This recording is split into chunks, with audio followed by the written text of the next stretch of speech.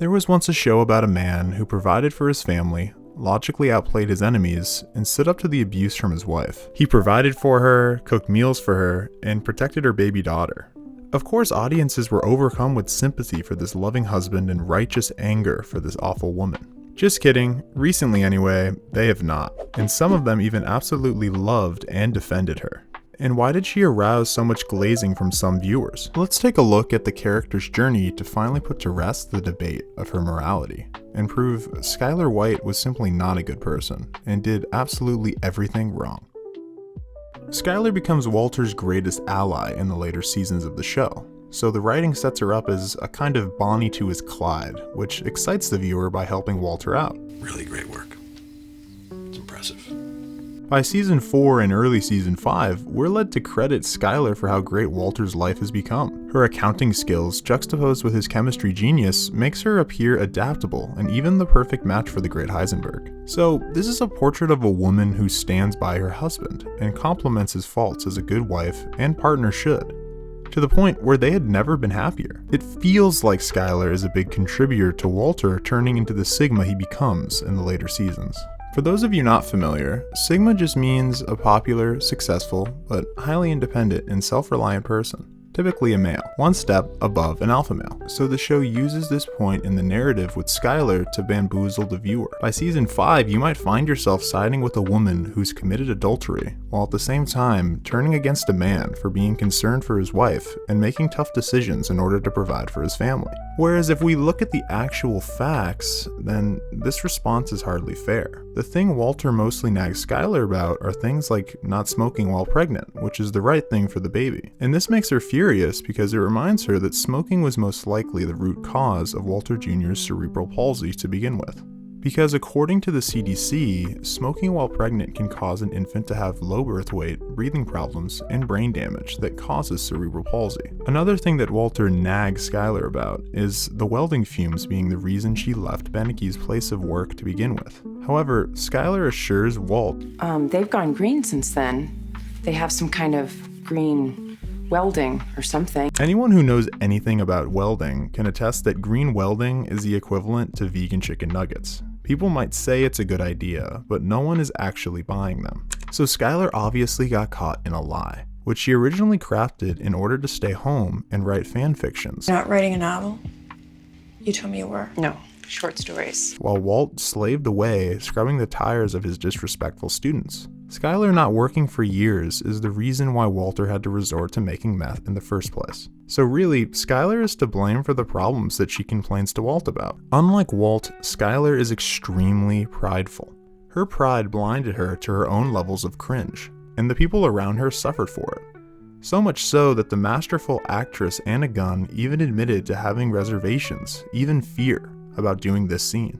Sometimes what happens as an actor is you get to the moment when it's time to give it over, and your body says, I don't want to, because it's scary. This fear turned out to be justified because the actors in this scene actually got PCSD. PCSD, similar to PTSD, is when a person is subjected to an event that inflicts a high enough level of cringe where they suffer ongoing stress from it for the rest of their lives. All of the actors in this scene at Beneke Incorporated were never seen on Breaking Bad ever again, except for Christopher Cousins, who played Ted because his contract binded him to be on for at least another season before they had to write him off the show. Vince Gilligan, the creator of Breaking Bad, knew Walter had to be strong-minded and strong-willed from the get-go, so that he'd be a worthy opponent of Skyler. So if Walter remained passive and pussy-whipped, it would have been hard to get some of the audience members on her side when she's mistreating him. Wait for what? What are you waiting for? For the cancer to come back. The lesson is that it takes two to create the dynamic of any marriage. Big gulp. Slim Jim. Some viewers might blame Walt for Skyler's moody state later on, but really Walt is annoying Skyler not through anything he does, but simply because she's on her period or something. Shut up! Shut up! Shut up! Walt becomes strong, capable, and the danger. Instead of Skyler knocking on the bathroom door, Do you need some help? he becomes the one who knocks. Skyler, Skyler? Skyler can't control when Walter uses the MasterCard anymore because he has no need for one, like the meek man we see at the beginning who spent all his money on frivolous things like paper from Staples or whatever this thing is. No one likes the person who can't stop winning. This is not meth. And in Breaking Bad, that person is most often Walter. He always wins. I won. Even in death, he won. Like a good working class American, he most always wears a button up, and he's often seen getting his hands dirty. We've got rot! So she can keep hers clean. Yet some viewers want Walter and traditional gender roles to fail. We're a family! If you don't get out of here right now, I'm gonna call the police and I'm going to tell them everything. Every time Skyler tries to convince Walt to stop, many of us are probably thinking, no, shut up, Skyler. Just let him cook. And those people are right. The show from the very start is telling us that Skyler is what is known in psychological terms as the old ball and chain, which can be defined as something or someone holding you back from what you really want to do. A famous example of an old ball and chain is Lois from Family Guy. Lois constantly holds her husband Peter back from what he really wants to do.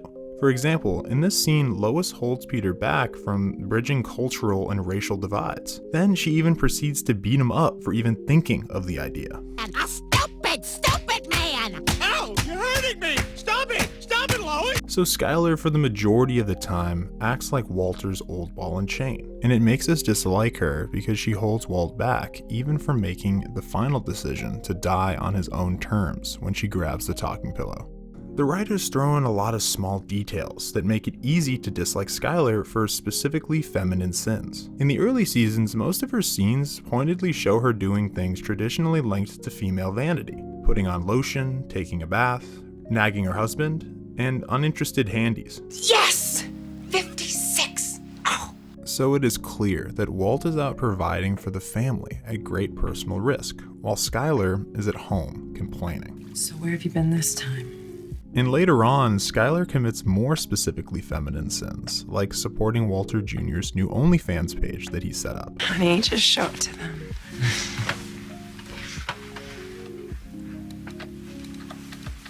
You can't ask him to take it down.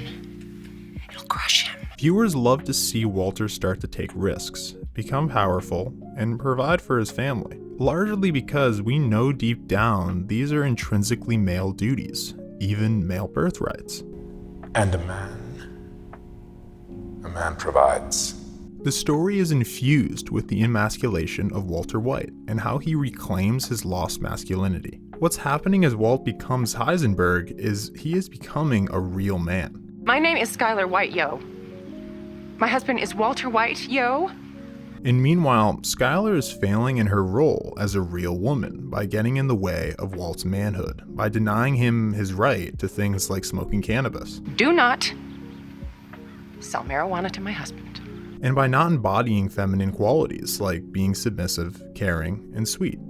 Because God knows she's the one with the really important problems. Like how she treats her sister Marie, for example, was simply unacceptable. In particular, let's take a look at one specific example that often goes overlooked. It's a tiara. Oh! And that is when Skyler returned the tiara that Marie got her unborn baby, Holly.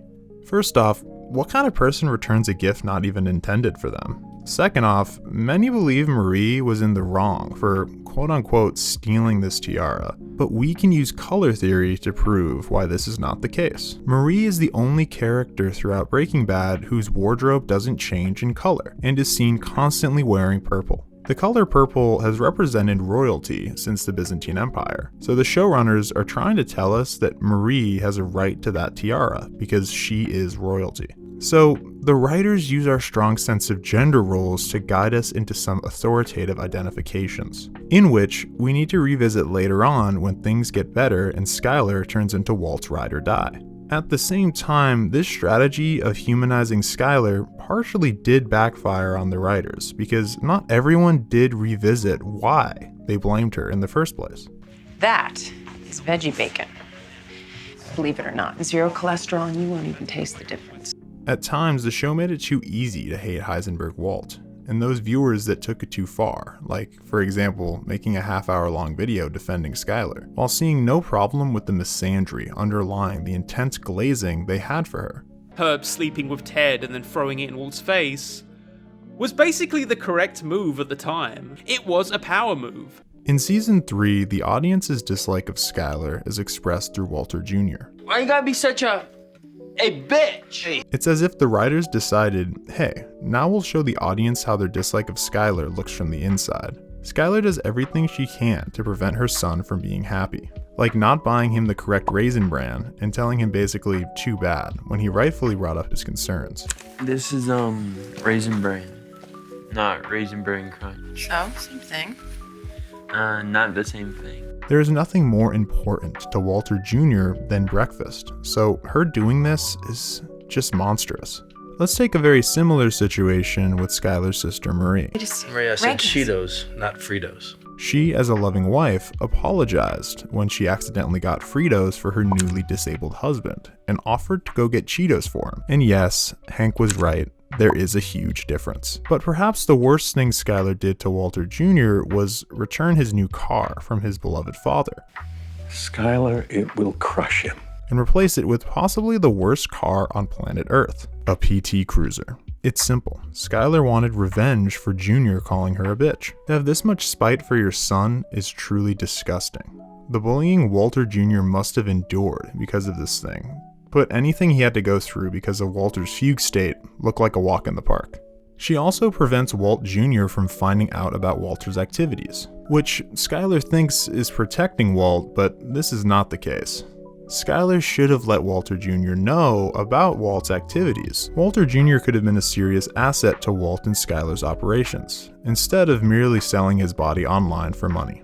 But instead, Skyler chooses to keep it all a secret from Walt Jr., so it makes sense why he would get mad at her when she calls the cops on Walter. You call the cops on Dad? He sees the fault in his mom's actions. Even when Skyler creates the fiction of Walter obtaining his money from gambling, Walter Jr. reacts with rightfully no judgment towards Walter, but instead admiration. Dad, you're such a stud.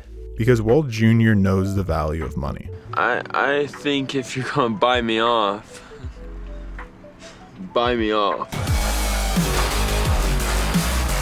Before, Skyler was hated for being a nag, but by season 3, she should be hated for being a hypocrite. Even though the first thing Skyler does when she finds out that her husband is producing crystal meth is to go to a divorce lawyer, she doesn't actually end up going through with the divorce. Instead, she just shames Walter for cooking meth while using it herself. I mean, look at those dilated pupils. Some might say Skyler didn't go through with the divorce because she was already unwillingly using Walt's drug money for months. But this doesn't explain why she decides to willingly use it to pay for Hank's physical therapy, and give almost all of Walt's money to Ted Beneke without even talking to Walt about it first. Leaving Walt with really only one option to keep his family safe, and that's poisoning Brock and then killing Gus. These two decisions from Skyler brought in a new wave of criticism for the character's hypocrisy. Also, the writers showed us brilliantly why exactly women should never be trusted with money, because in this scene, it seems like Skyler is seduced by Walt's money. And that's because she is. As Saul puts it, I guess people see those zeros dance before their eyes. It's kind of like highway hypnosis. Skyler's hypnosis mirrors when Walt sees a similar volume of cash in season 1.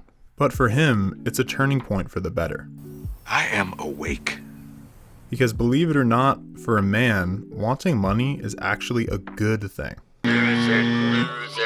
Walt should be admired by the viewers for his desire and ability to earn money, especially in the economic state America was in during the recession caused by the 2008 housing crisis.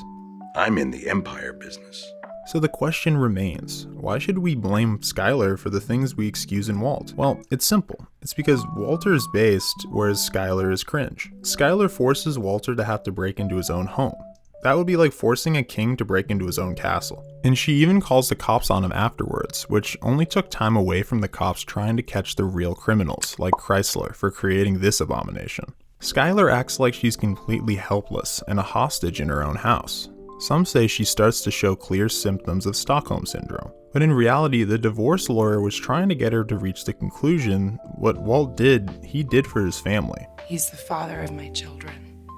And maybe what he did it for the family. The only syndrome Skyler shows possible signs of is Tourette's syndrome, with her outburst in this scene. Shut up! Skyler, shut up!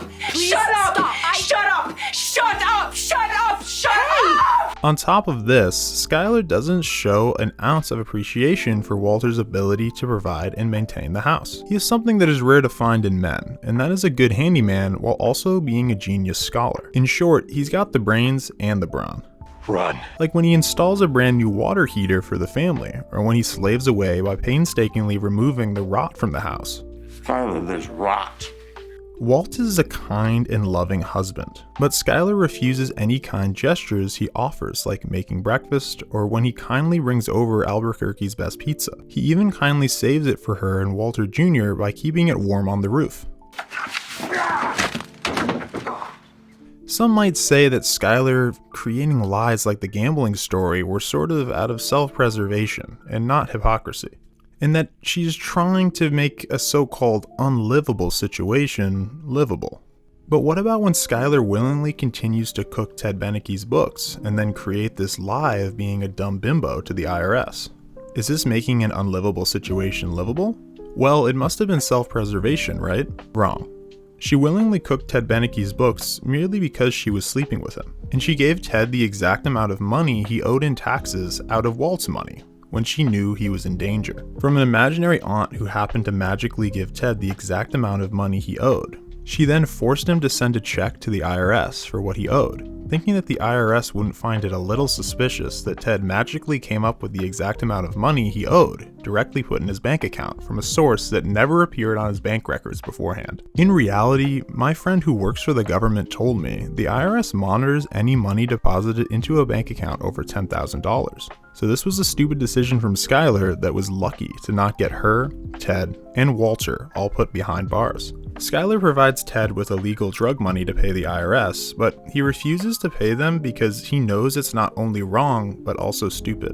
It's only when Skyler sends Huel and Bill Burr over, and they end up paralyzing him for the rest of his life, that he pays the IRS out of fear that Skyler will do the same thing or worse to his family. The whole situation could have been avoided if Skyler decided to just not cheat on Walter and to cook Ted's books in the first place. Season 4 Skyler is in full-blown accomplice mode, and she's really good at it. She manipulates Bogdan into agreeing to sell the car wash. But when Hank thinks Gail Bedecker is Heisenberg, Walt almost unravels Skyler's lie because he cared so much for Hank, and being dishonest was tearing him up inside. Walter White. You got me. So Skyler turns out to be better at lying than Walt is. How did Hank find out? It was me. I screwed up. While all of Skyler's actions are to benefit herself, the men in her life are primarily occupied with doing the right thing for the people around them at the risk of their own self-image. At every turn, Skyler rejects the unbiased, fair, and prudent world that was built by men with strong moral compasses. At the end of Season 4, Skyler comes to know firsthand that Walt is more than capable of murder when necessary. Just like a man who has recently been getting a lot of attention, Luigi Mangione. Just like Luigi, Walt only murders for the right reasons, like protecting his family. For those of you still wondering if she was so scared, why didn't Skyler just go to the police at that point? Well, the answer is pretty obvious. Because of the Breaking Bad tone, the circumstances of Skyler's abuse of Walter may feel mythical and slightly comical in some ways. Like in this scene when Skyler threatens Walter with a baseball bat. But the feelings portrayed by Bryan Cranston are very real and tragic. For example, the look on Walter's face in this scene where he looks around at people he doesn't even know at his surprise party says it all. Breaking Bad eventually pushes us to wonder if we might have chosen the wrong side. Anna Gunn intelligently wrote that she came to conclude people's hatred of Skyler had, quote, a lot to do with their own wives. It became clear that Skyler was an obstacle to Walt's plans. Skyler! Get your restraining order right here! Restrain this! The more invested we are in Walt, the more inclined we are to judge Skyler fairly. And the more horrified or disillusioned we get with Skyler, the more we can acknowledge the terrible life Walter is persevering through. So the writers masterfully played us when it came to this couple. Not once, but twice. They gave us a man who was turning unfathomably based, fast, and somehow got us to question his excellence. And they gave us a woman who committed adultery, countless hypocrisies, and tried to blow up her family. And somehow they got us on her side, and made us stay on her side much longer than seemed possible. They gave us all the facts, and somehow so many still ignore them. I fucked Ted. The writers even showed us what Breaking Bad would have been without Skyler in this scene.